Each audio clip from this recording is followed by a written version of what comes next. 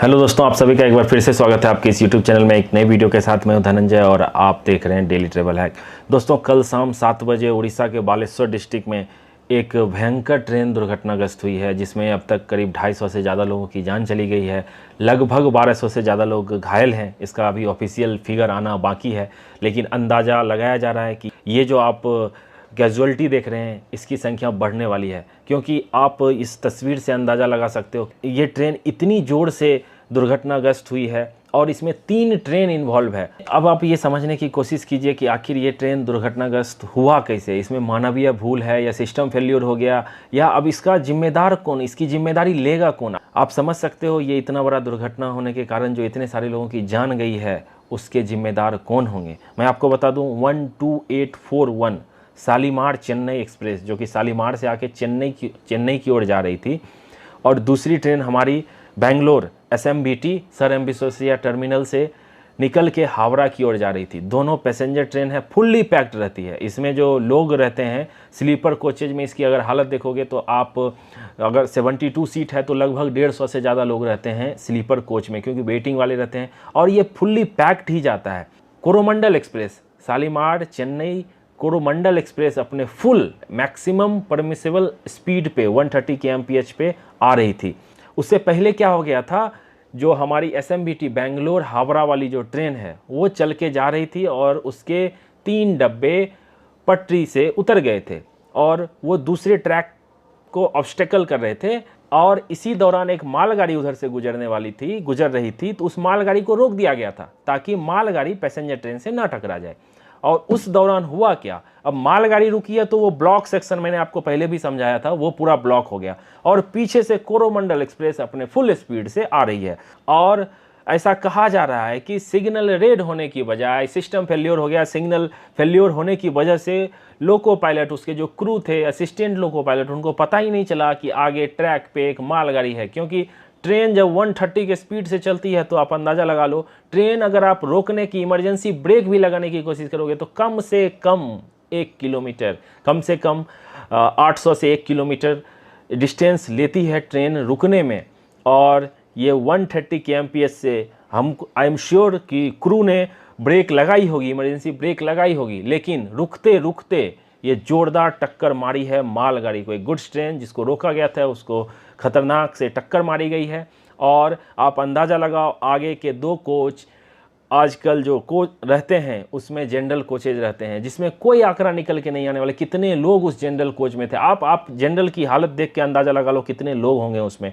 और इसके 17 डब्बे बेपटरी हो गए कोरोमंडल एक्सप्रेस के, और 7 डब्बे की बहुत बुरी हालत है एक कोच में, अंदाज़ा लगा लो। और मैं तो सोच नहीं पा रहा हूँ कि हम इस दुख की घड़ी में हमारी संवेदनाएं उस परिवार के साथ है जिनके परिवार के लोगों की जान चली गई है, घायल हैं। जो घायल हैं मैं उनके स्पीडी रिकवरी की कामना करता हूं, जल्दी से रिकवर हो जाए। इस पर जो भी अपडेट आती रहेगी मैं आपको बताता रहूँगा। मैं थैंक्स कहना चाहूँगा उड़ीसा में जो बालेश्वर के लोग हैं उनका भी, वो रात भर लगे रहे इस रेस्क्यू ऑपरेशन में, साथ देते रहे। जो NDRF और जो बाकी ऑफिशियल थे उनको सपोर्ट करते रहे। हॉस्पिटल में लाइन लगी हुई है लोगों का ब्लड देने के लिए, वो अपना ब्लड देने के लिए, क्योंकि आपको पता है कितने अभी सारे अस्पताल पैक हो गए हैं। बहुत सारे लोगों को भुवनेश्वर, कटक रेफ़र किया जा रहा है। और ये रेल मंत्री हमारे अश्विनी वैष्णव साहब साइट पे पहुंचने वाले हैं, वो किसी भी समय पहुंच सकते हैं। और ये टोल जो है, ये जो आंकड़ा है, ये धीरे धीरे बढ़ता ही जा रहा है और ये भयानक होता जा रहा है। इतिहास में, रेलवे के इतिहास में ये सबसे बड़ी दुर्घटना हो सकती है। मैं आपको बता दूं, आज अभी हाल फिलहाल में ये दुर्घटना इतनी बढ़ क्यों रही है। अभी बात की जा रही थी जो कवच सिस्टम रहेगा, अगर कवच लगा रहेगा ट्रेन में तो आमने सामने अगर ट्रेन रही या एक ही ट्रैक पे रही तो अचानक उसमें ब्रेक लग जाएगी, डिस्टेंस पे ही ब्रेक लग जाएगी और कोई दुर्घटना नहीं हो सकता है। तो ये सिस्टम आने में अभी बहुत टाइम लगने वाला है। कुछ ट्रेनों में ये लगाया गया है, लेकिन इसको सारी जगह इंप्लीमेंट करने में बहुत टाइम लगने वाला है। एक अच्छी बात इसमें लोग कह रहे हैं, जो ये LHB वाली कोच थी जिसके कपलिंग सिस्टम काफ़ी अच्छे होते हैं, लेकिन फिर भी सोचो ये जो विजुअल देख के आप अंदाज़ा लगाओ कि कितना भयंकर घटना हुई है। हमारी SMBT हावड़ा वाली जो ट्रेन थी जो डिरेल होके थी, तो उसके साइड में भी साइड कोलाइड हो गई, क्योंकि मालगाड़ी में टक्कर मारी, उसके बाद ट्रेन बेपटरी हुई और साइड में वो ट्रेन भी थी, उसमें जाके टकराई है।